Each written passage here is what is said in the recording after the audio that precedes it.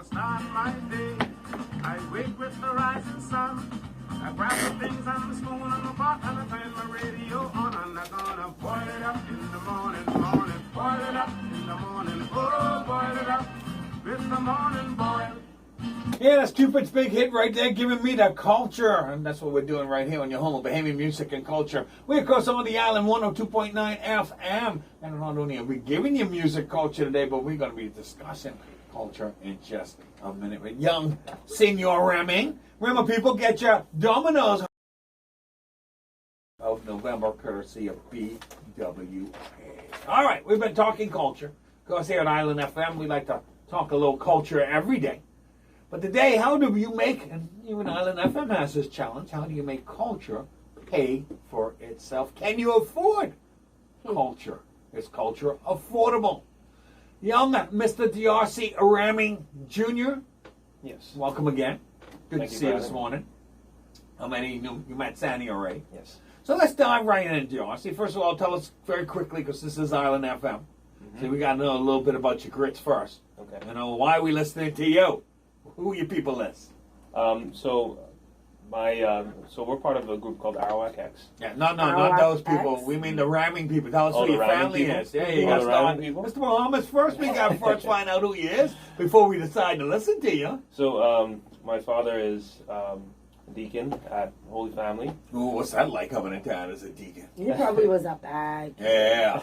Yeah, were you? Were you? No, I was actually very, very good. No? Yeah. Oh, that's Oh, that's that's Nothing I'm gonna admit to on Ah, I said, okay, still undiscovered then. Okay, you got away with it. Well done, Darcy. So you were born right here in New Providence. radio. And Go ahead. and so went to SAC Oh, okay. Um, All right. and Not in the same year as Sandy. You don't remember Sandy when he was there, right? No. I No, don't. no, no. What year did you graduate? 2008. When did you graduate, Sandy? 2003. Two, 3? Oh, okay. All right. 5 years. All right. Yeah. All right. Of course, it's just the same ramming family we know from judo. That's correct. That's Okay. correct. So my sister is, she's actually right now in Japan training. Yeah, no, we've had her on the show a couple Mhm. times. We've talked to your sister. We enjoyed our conversation. She's on that Olympic path. Yes, and we've known your dad for a while too. Mhm. Okay, so now we know who you are. So you went to school at SAC, and what were you thinking about being if you ever grew up? So I've come into finance through engineering. Engineering. Yeah. Well, So how does one get the finance through engineering? Well, I studied robotics in school. Okay. So complicated systems, dealing with technology, Mhm. and what ended up happening is I came home after university, went up to school in Chicago area, Okay. Northwestern. All right. and- Oh wow, nice college. Nice. You must have gotten some good grades to be going to Northwestern. Yeah, Had to be, yeah. Yeah. So after I came back home, my father was working as a consultant, a management consultant. Uh-huh. So I joined him, and we formed a company, and we were helping small businesses structure themselves properly so they could find investment, Okay. or they could improve their sales, or they could improve different processes. So, in there. so I'm a small business. So I would come to you, and you would kind of look at my model, kind of look at what I'm doing, and then you would advise how I could do what I'm doing better. Yeah, so that's what we were doing, and we did that for 7 years or so. Basically, what ended up happening is some new regulations passed, and financial regulations that allow smaller businesses to reach out over the internet and find investors. And so that's kind of, it's the mixture of technology and business and bringing everything together, and that's kind of how we got involved in what we're doing now. Okay, well, explain exactly what it is that you're doing now. Okay, so Arawak X is a equity, crowdfunding, and SME financing company. So basically, like I said, we're through the internet linking small businesses with investors. with investors, yes. Okay. And the regulations allow for 50K to 3 mil. So So that's what small to medium is considered? that's what small to medium is considered, which What's the top end on that? is 3 mil. 3 mil. Yeah. Small business is 3 mil? Well, we must be minute. We got a lot of minute businesses in our country then. Well, that's the thing. As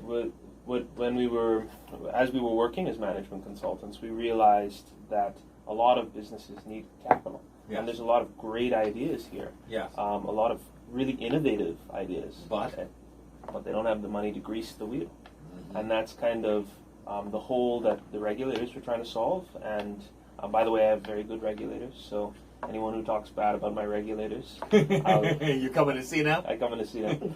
And he's come from a judo family, so you don't want the rammings knocking on your house. Let me ask you a quick question. You know, Sandy and I have had the wealth conversation many times. Mm-hmm. You know, being on the wrong side of wealth, you know, we have opinions of a lot of things.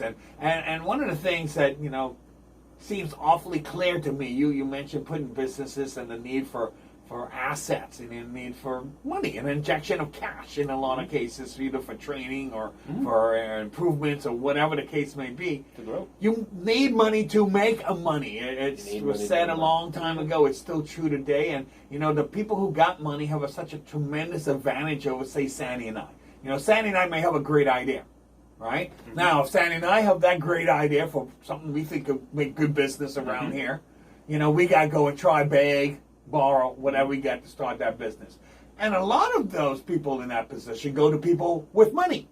So the people who got money sit there and get the first cracks and the first choices on new projects. So new ways to potentially make money. I find it incredibly unfair, you know, because I mean, and it is what it is, and it makes sense how it is because they got the cash. You know, they could say Sandy comes to you, say you got the cash, and you agree with her vision and say, yeah, that seems to make a lot of sense. And here you go, here's $2 million to help get things going. Well, here's the thing, right? What we've found is that it's not necessarily the idea, but it's the structure that's around the idea with the reason why some get funded and others don't. So it's what we sought out to do with Arawak X is make sure that companies have this structure, the magic sauce, so that an investor will get across that line. Because an investor... So my idea is not enough. The idea is not enough because the idea has to be implemented. There's a famous statistic, 7 out of 10 businesses fail.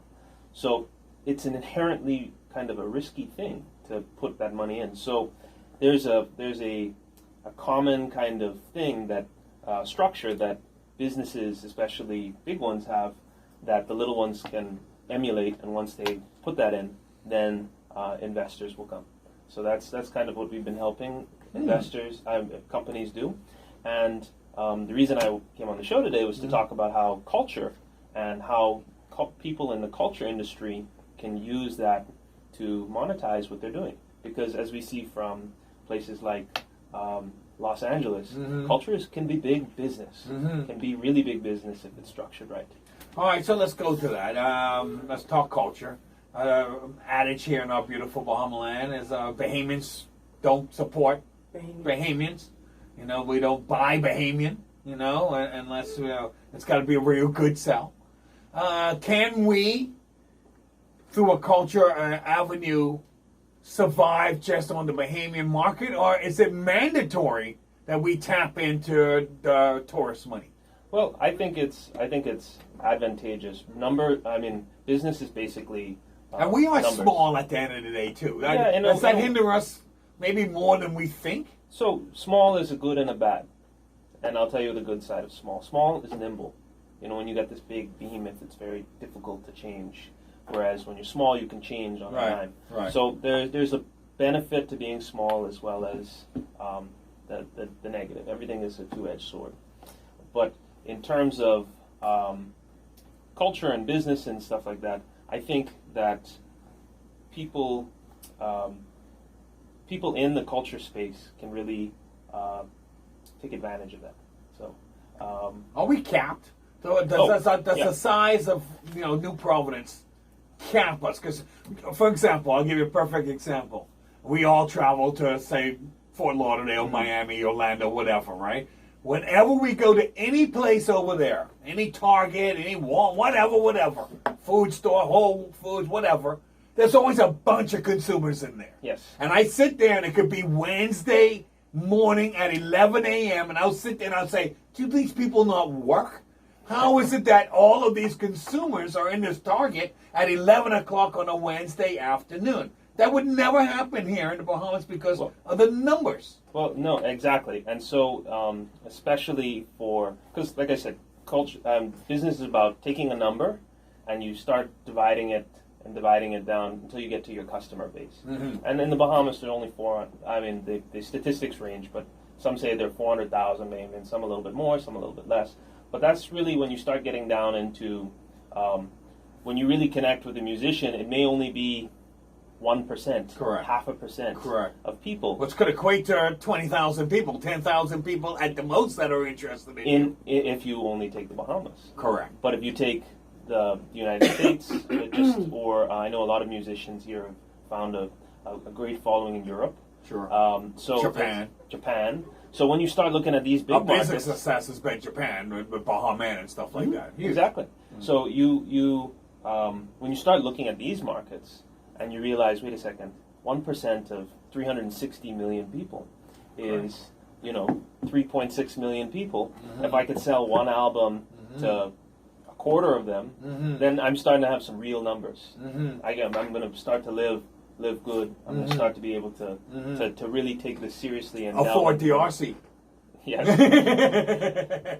Or even the Caribbean. I mean, That's right. I There are know 40 million people in the I know a Caribbean. lot of our artists and a lot of businessmen automatically think of United States or Europe or Japan or China, whatever. But I think your step out of Bahamas should be first Caribbean, 40 million. And so, like what And they're more relatable to you. In most cases, there's no language barriers. They get where you come from. There's no color issues generally, So, I mean, I think the 40 million marketing in the Caribbean, why don't we look at that first as Bahamians? We always we don't consider the Caribbean the foreign. Like, we talk about the foreign, being in Florida, Canada, even Europe, whatever. How come we don't look at, Jamaica and Trinidad and those DRs as places to make money? I think it's just as we get wealthier as a country, we start to travel more, and as we travel more and more people start to realize just what you're saying, that this is that you can make money here. This is a market. So I think it's just a progression thing. So I got an idea for a great business, but my great business is in Portugal. Can you help me? Okay, so let's build this example up. Okay. So what? All right, here's what I want to do. I've been to Portugal a couple times, and one thing I've noticed, Portugal is known for port, right? Grapes. Very good. So what I noticed is grapes and port and wine all over the place. What they do not have is grape soda. Oh my God. Grape juice. Now, understand me when I say there are grapes all over the place. Literally, grapes, great tasting grapes are decoration in Portugal. They're in such abundance. You will walk down the street in towns and just pluck grapes as you were walking. So I thought, all right, they got all this grapes, but I see no grape soda or like grape juice on any type of Portugal label. So I thought this got to be an opportunity. So it probably is an opportunity because sometimes you can see better from the outside than from the inside. Of course. So how would you be able to help somebody like me?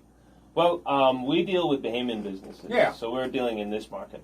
But say I want to import it here. Say you import it, Okay. you import Portuguese grapes, Right. and then you would make it into a product. Okay. And then there's the selling of the product. So Correct. the reason businesses need financing is because you have to pay for the machinery, you have to buy a certain amount of grapes, you have to do these, you have to market. You have to yourself. spend money. You got to spend money to make the money. That's what they mean by spending money. You got to hire staff. You Yes. gotta Market. You got to market. You got to do all these things, and Business license, taxes. that's and right. that type of That's stuff, right. Because if you're going to be doing any business of any real size, you got to pay your taxes, because that's the law. That's the law, and that's also how the society pays for itself. So it's.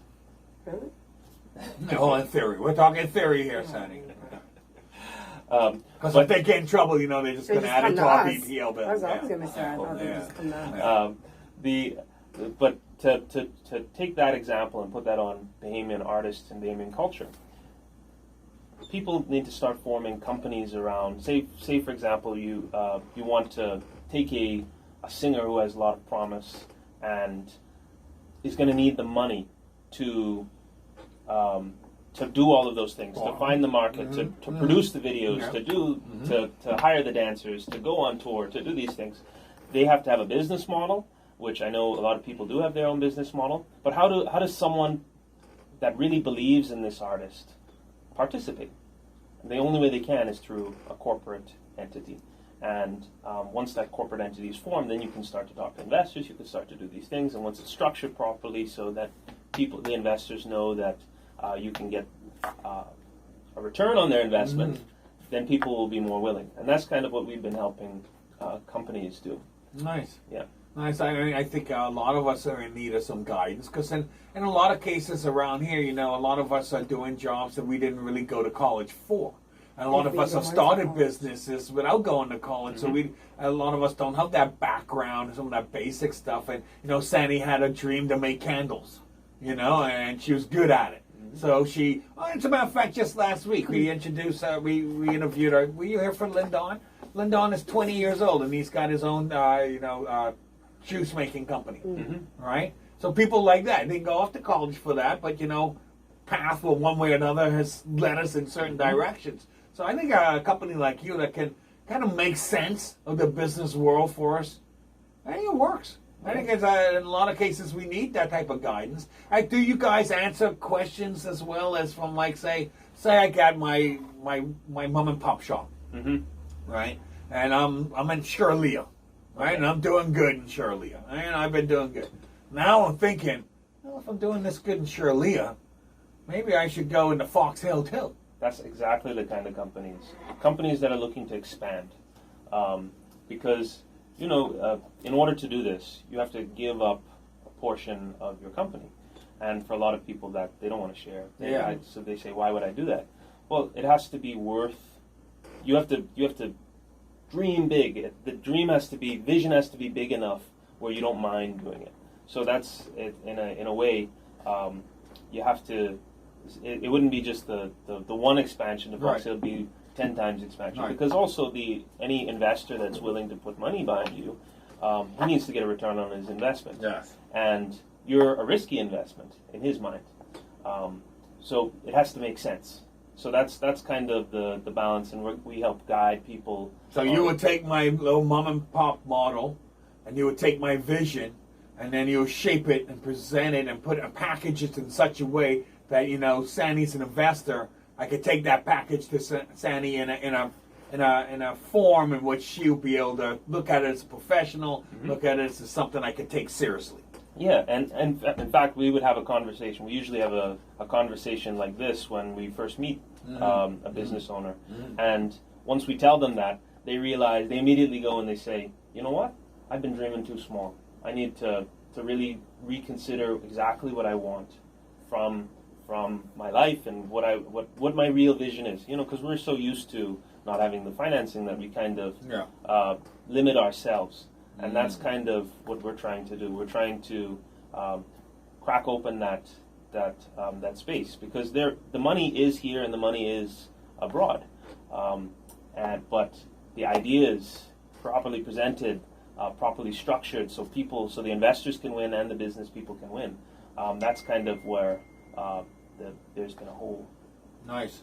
I think there's definitely a need for that type of service around here. Take things to the next level, and not even to take it to the next level. Almost just also you could just verify that what I'm thinking about me is correct. Because sometimes, like you just said, how we view ourselves is different than how others view us. Oh, most certainly in this town. Yeah. Tell everybody how they can get in touch with you. Okay, so you can call my office if you're a business person at 810-0333. So 810-0333. Are you enjoying being home? I love it. For me, I've come back home, and people say there's not a lot of opportunity here, but I see opportunity everywhere. And so when a business person or a startup or a founder comes into my office and they have that starry-eyed look about how they can help add value to the society, this is what it's about. This is how supporting that vision, because I truly believe that vision is a gift from God. So it's not you can't steal that from somebody else. So that's why it's important that we support the people that have these visions. Well, I'm glad you're back home. We certainly need a lot of talented young Bahamians to come back home and try and help us straighten this ship out. It's a beautiful ship. It is a beautiful ship. It's a beautiful ship, man. It's just a little lost right now. I think a little off the path that we would choose for ourselves right now, but we can get it back. Yeah, and it's a team effort. You know, as the society grows, we're still very much a young nation. Yes, we are. We do tend to forget that. And this has been some growing pains, but all nations are like that. And this is a country worth fighting for. So, Good. Darcy, good to talk to you this morning. We got to Thank you do for it having again me. sometime, man. yes, thank you for having me. Have a good day. Sandy Brown, you have a good day as well.